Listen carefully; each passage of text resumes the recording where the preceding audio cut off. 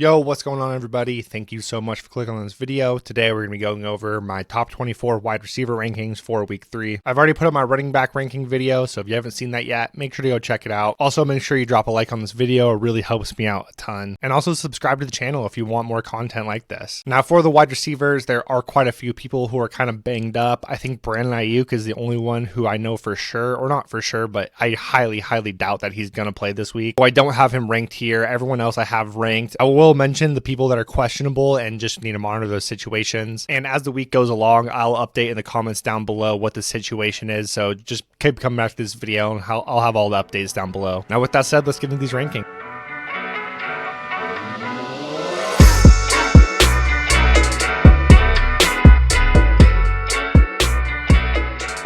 All right, so first up, not a lot of discussion here. We're going to have Justin Jefferson at number 1, and then at number 2, we're going to have Tyreek Hill here. I feel like this could be pretty consensus for the rest of the year. It just kind of depends on matchup for whoever's 1, whoever's 2. It doesn't really matter. You're obviously playing these guys no matter what. They've both shown why they were drafted so highly this year in fantasy football, and they're going to continue to dominate. On to my tier 2, and at my wide receiver 3, I'm going to have CeeDee Lamb here, who just absolutely dominated last week in another game that just wasn't very close. When he's able to dominate in games like that, then it gives me a lot of confidence, because normally the wide receivers, when they're winning by a ton, they're not getting utilized a bunch because they don't have to throw a lot. So seeing him be so good in the game they won by 20 was great to see. And going up against the Arizona Cardinals this week should absolutely dominate it again, and CeeDee Lamb should have another great week. After him, at wide receiver 4, I'm going to have Stephon Diggs. Going up against Washington, kind of middle of the road defense here, but Diggs has just been utilized so much, and every time they go to him, he seems to connect. So just going to keep on playing him as an absolute monster every single week. And then the last guy in this tier 2 going to be Amon-Ra St. Brown, who did get kind of hurt at the end of the last game. So one of the guys that we're going to have to monitor as the week goes on. If he misses, then Josh Reynolds could be an absolutely great play, but Amon-Ra is an absolute dog. I feel like he's going to tough it out. But if he does play injured, then that could hurt him some. But assuming he's healthy, I think he's a top 5 wide receiver this week. Now on to my tier 3 and my wide receiver 6. I'm going to have AJ Brown here, who has struggled as of late so far, but it's not something I'm too worried about. They've played 2 good defenses. He got 10 targets his first week, and then last week they just ran the ball, I think, like over 40 times. Jalen Hurts even connected on a really long touchdown to AJ Brown, which got called back because of holding on the offense. Then they took that same shot the next play, and they almost had it again. I have a feeling that this week they're going to come out and just feed AJ Brown to make sure that he's happy. So I think he'll absolutely dominate this week. And if anyone is worried about him, I would highly recommend going and trade for him. I think most of us knew that there was definitely going to be some bad weeks with AJ Brown. That's kind of his forte, but he's going to have those game-winning weeks. So just get ready for that and definitely go try to make a move if you can. And after him, in my wide receiver 7, I'm going to have Jamar Chase here. Obviously, you got to put him down just with how the Bengals and him have looked so far through the first 2 weeks. T. Higgins really balled out last week, and I think Jamar Chase is only due for a similar type of game. They're also playing the LA Rams, who have definitely been a lot better than a lot of us thought, but they're still not a very good team. So I think that the Bengals should be able to win this game, and I feel like they're going to want to get the squeaky wheel going with Jamar Chase. So I think similar to AJ Brown should have a bounce back game this week. And if not, if he struggles for a 3rd week in a row, then it could be some major red flags going on. And then after him, I'm going to have Devontae Adams, another guy who is questionable to play, but probably should be fine. But somebody else we're going to want to monitor, and I'll update down below in the comments as we go. He looked really good this past week, a lot better than week 1. But unfortunately, like I said, did get hurt, so didn't get to play the entire game. They're going up against Pittsburgh this week, who on paper is a good defense, but they haven't been really playing like that. Also, Minka could be out, so we're going to have to watch what's going on there. But I think Devontae should have another good week if he plays. After Devontae, I'm going to have Devonta Smith up next, who's been really good so far. The touchdowns have been going his way instead of AJ Brown, and I think that he's going to be really good most weeks. Definitely will have some bad weeks because AJ might dominate, and they could have some back and forth, but for the most part, I think they're both going to be really good for fantasy going forward. And the last guy in this tier is going to be Calvin Ridley.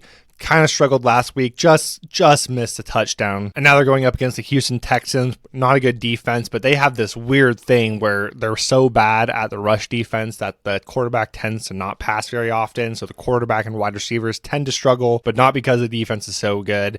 It's a really weird scenario, but I think that Calvin Ridley obviously always has a chance to dominate, and this is not a hard matchup if they just give him the opportunity. We'll have to see. I'm hoping for a bounce back week from him, but another guy who I feel confident in having on my team team right now. Then on to my wide receiver 11 in tier 4. I'm going to have Keenan Allen here first, who was wide receiver 1 this past week. They're starting to take shots at him downfield, which we have not really seen for most of his career. This is obviously that Kellen Moore effect, and it looks like this offense is really starting to figure it out. So as long as Keenan's healthy, I think he's going to be in this like fringe wide receiver 1 area and should be an absolute smash play against Minnesota this week. After him, I will have Chris Olave. Pretty tough matchup going against the Green Bay Packers. I don't know exactly who Jair Alexander will be guarding, whether it's him or Michael Thomas, although Drake London did pretty good against Jair Alexander last week, so if Drake can, then I think Olave should be just fine. Saw him have a crazy one-handed catch down the field on Monday night this past week, so you can see that he always has an ability to break something crazy. Hasn't scored a touchdown yet, so that is definitely coming, and just has crazy upside given how explosive he is, so definitely going to want him in your lineup no matter what. In the wide receiver 13, I will have Jalen Waddle here, who is also questionable. He has a chance of missing this week, so definitely a situation you want to monitor here with him, but he looked really good last week against the Patriots when he was playing. This isn't house one yet this year, but he always has that chance too, given he's so damn fast. But across the way from Tyreek Hill, obviously the upside is always going to be a little bit taken away, but still too talented. This offense is too explosive for him to go any lower than this. And then the last guy in this tier 4 at my wide receiver 14, the revelation of fantasy football this year so far, it's going to be Puka Nacua. And this wide receiver 14 area, it almost feels too low for him. Like he could be up. I might even put him here. I could totally see it. He's been unbelievable so far. First rookie ever with 10 receptions and 100 yards in his first 2 games. Most targets and receptions in the first 2 games for a rookie ever. He has just been breaking records left and right. And if you watch it looks legit. It doesn't seem like anything fugazi.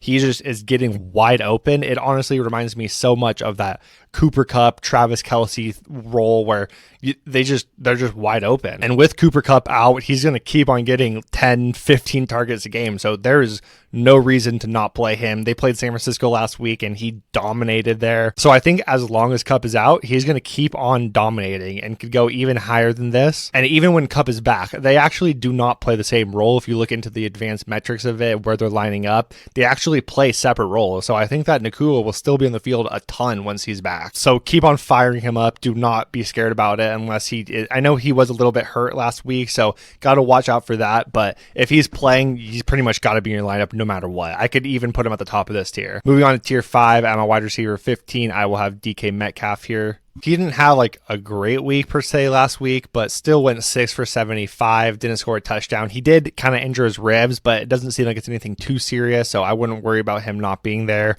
Lockett ended up scoring the touchdowns, which is going to happen some weeks, but DK Metcalf is just too much of a freak to be any lower. And going up against Carolina, this should be another opportunity for him to dominate, especially with JC Horn out. Next up, we will have T. Higgins, who absolutely balled out this past week. Good to see the Bengals offense starting to get it figured out. They're playing the LA Rams this week, so it should be a decent matchup for them. The only thing I'm really worried about with him is Joe Burrow and his calf. If he's going to play, if he's not going to play, then Higgins and Jamar Chase are both going to have to move down a ton. But if he's playing, feel pretty good about Higgins. He's always going to have high touchdown opportunity, but could have some up and down weeks, just kind of in his nature. Then after Higgins, I'm going to have Deebo Samuel here.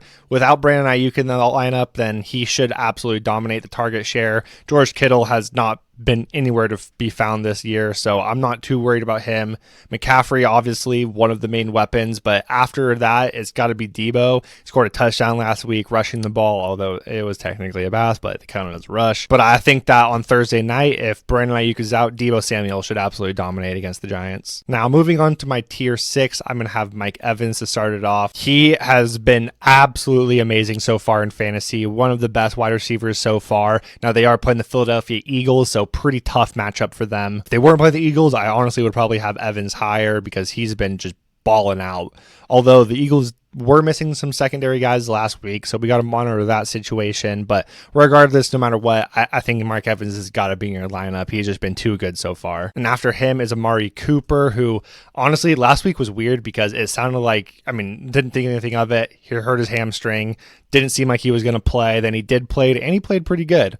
So I wouldn't be too worried about his injury this upcoming week. Also going up against the Tennessee Titans, who have been terrible against the passing. He should have another really good week this week. Also with Nick Chubb being out, I kind of imagine they'll rely on their guys like Amari even more. So Amari should keep on being pretty solid for fantasy. Hopefully he can find the end zone. After them, I'm going to have Mike Williams, who had a bounce back week this past week. Had 8 receptions for 83 yards, no touchdown, but he did have 13 targets, which was awesome to see. So hopefully that can continue. And going up against Minnesota, their defense is really bad, so I don't imagine there'll be much stopping him.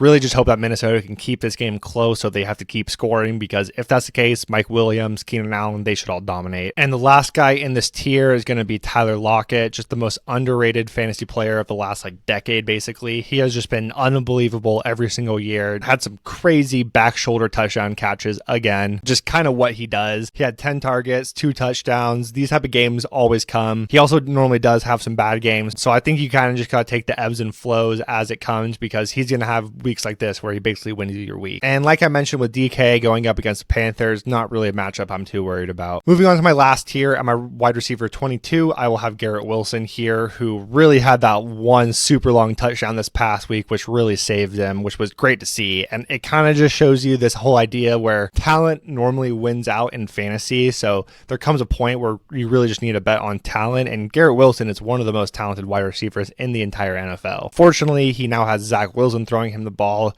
who just is not very good whatsoever. Now, they were playing the Dallas Cowboys, which is arguably the best defense in the entire NFL, and I think that Garrett Wilson touchdown is the only touchdown that has been scored against them this entire year. Unfortunately, though, he does match up against the New England Patriots this upcoming week, so that is a tough matchup for any number one option, especially when you don't have a guy like Aaron Rodgers that's able to kind of dissect the defense. So this could be a place where Wilson struggles just because Bill Belichick might focus on taking him out of the game, which he is really good at. But it's like what I was just talking about. A lot of times talent wins out, so there's becomes a certain point where you just need to play your talent. So right now I got him here at the wide receiver 22. I don't really see him being any higher than this. He could go a little bit lower, but I think this really fringe wide receiver 2 area is where he's at. And then after him, I'm going to have Chris Godwin here, who has looked pretty good so far. Not quite as good as Mike Evans, but still getting a lot of volume. Baker's looked really good so far. It's just this Philadelphia Eagles matchup is really tough, like I talked about with Mike Evans, but he's getting at least 7-8 targets a game, so you're just going to want to keep on relying on that, and it's going to come through. He has a good floor of 5 for 50 every single week. And then the last guy in this tier is going to be DJ Moore, who he had a good week this past week, even with Justin Fields looking as bad as he did. Hopefully they just keep on finding him more ways to get him the ball, because we saw what happens when you do get him the ball. Goes for over 100 yards on 6 touches. They just, like I said, just get the ball in his hands and he will make good things happen. Unfortunately, it doesn't seem like he's going to be that AJ Brown, Tyreek Hill, Devontae Adams that we've had the past couple of years, just because it doesn't seem like Justin Fields is making that step we all hope. But DJ Moore, still the clear main target in this offense and is going to get utilized. They're going to try to force the ball into his hands so he can make something happen. So you're probably playing him, but the upside could be pretty capped with this offense. So yeah, here are my top 24s. I will say there are quite a few guys outside of this top 24 who are very interesting plays. So I'm going to talk about them a little bit right here. I think Zay Flowers is right outside of this top 24 area and could easily be started over any of these guys. I actually kind of have the decision between Garrett Wilson and Zay Flowers this week, so got to figure out what exactly I want to do there. Leaning Wilson right now just based off that talent, but I'm not too worried about that matchup for Zay Flowers against the Colts, so definitely a good start. Pickens looked really good last night against the Browns. We saw that upside that he has of being able to just break a massive play whenever. So definitely somebody that you could start and flex and have some pretty high upside. Terry McLaurin also right outside of here. DeAndre Hopkins right outside of this area. They're both definitely in contention. And the last guy I really want to mention, honestly, Nico Collins has been absolutely dominating, getting a ton of targets, a ton of volume from CJ Stroud. And I think this is only going to continue. Yeah, here's my top 24, I guess showing 26 right now, but you guys get the idea. If there's anyone else I didn't mention that you would like to know about, just let me know down below. You got start-sit questions. I can definitely answer those for you. Next will be my top 15 quarterback and tight end ranking. So just make sure you stay around for that, and I'll see you guys there. All right.